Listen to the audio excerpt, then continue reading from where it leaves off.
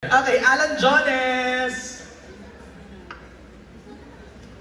Ay, i-connect na natin doon yung question kasi mahirap naman talaga ang buhay ngayon, di ba? So, hindi kaya, halos hindi na nga nanonood ng sine ang masang Pinoy kung totoosin sa mahal ng presyo ng ngayon, cinema tickets. So, halimbawang sa Pasko ay mayroon kang 500 para sa Noche Buena at may 500 ka rin for the pagkagastos mo papanood ng sine. Paano niya mahihikayat na sa 8 pelikula, isama doon, at ilan ang kasya sa 500? Siguro 2 pelikula lang, di ba? Parang mga... Isa lang yan. O, di ba? Isa lang na sine yata. Kung palagay natin 2, para kay pasagot natin kay Mina, kay Je, kay Blythe, at saka kay Direk. Paano yung sila makukonvince na isama doon sa 2 pelikula na panonoorin nila ang Reconnect? Para po makatipid, reconnect lang ang panoodin ninyo. Pwede po Bakit? kayo. Bakit? Para makatipid, di ba? Kami Anong dahilan? Anong dahilan, Blythe? I-defend mo yung mo para panoorin nila yung Reconnect sa kanilang gagastos. Kasi it's Christmas. No tayo ng Christmas movie. Ang tagal-tagal na nga po walang Christmas movie. And ayun nga po, again, wala. Choice naman nila yan. Sinasabi ko lang as a friend. Friendly advice para po makatipid tayo, reconnect na lang ang panoorin mo. Trust me, it's worth your time. Merry Christmas! It's December 1, maligayang Pasko. Kaloka si Blythe. Napili ko Kapag isa lang ang pinanood mo, mas madami ka pang Noche Buena. So, kami na lang po. Panoodin niyo, maraming salamat. O sige, alamin natin kung na-convince sila ha. Si Je, siguro, paano mo sila i-convince Je na panoorin ng Reconnect? bilang na producer. Kung bakit Reconnect? Paano ba? Kung 500 pesos lang yung budget, which is, tama, maliit yan sa panahon ngayon eh. Maliit talaga yan sa panahon ngayon, lalo na sa panahon ng Pasko, di ba? And with what's going on with the country, mahirap. So that motivates me even more as an actor and as a producer na magbigay ng magandang produkto. Kasi alam po gano'ng mahirap kitain yung 500 na yan. Lalo na po sa mas ordinaryong tao. Diba? Magkano bang minimum wage ngayon? Diba?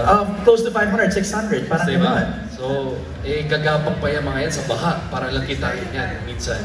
So, ayoko naman sabihin na mas maganda yung pelikula namin sa iba. I can only say what I control is yung trabaho ko. I always want to give something worth doon sa 500 na yan o kung ano. But it's a feel-good movie. Lalabas kayo ng sinehan ng nakangiti. May mga tanong. Patayin kaya natin yung cellphone natin 1 week or patayin mo natin yung internet. You know, we want to strike a conversation. So, gusto ko paglabas po ng audience sa sinehan, masaya sila. Especially kung madidistract natin sila from what's happening sa bansa natin for 2 hours man lang. Diba? Yun po yung goal ko. So, maganda lahat ng mga entries, pero sana pa unahin yung Reconnect. I love it. Ang galing MJ, very producer, sumagot si Je. Si Derek muna, bago si Mina.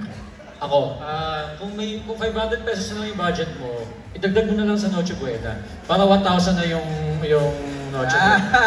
How selfless. Pero kung talagang gusto mo manood ng movie, I think, hindi ko rin, pareho ni Jeno, hindi ko man naman masasabing, kasi hindi ko naman napanood pa yung iba. Except yung isa kasi kasama din ako doon sa isa. Kasi alam ko yung mindset nung pag ito na yung budget mo, tapos kailangan mong mamili ng papanoorin. Gusto mo kasi sulit. Gusto mo sulit. So ang tingin ko mapapakako ng Reconnect is nakakabusog siyang pelikula. Kasi hindi lang naman money din yung precious, kundi time. And I think watching Reconnect, habang pinapanood mo siya while spending 1 hour and 47 minutes watching it, maraming binibigay sa'yo yung pelikula, no? Nakakabusog siya. Iba't ibang feelings, and nakaka-overwhelm, and nakaka-feel good. So I think, yun yung mapapakako ko, no? Na yung pagbayad mo sa kanya, sulit siya. I think that's a good point na pagbabayad ka for a sine, pag uwi mo, may take home ka. May not be physically, but in your heart, in your mind, di ba? Alan D? Thank you, Derek. Carmina.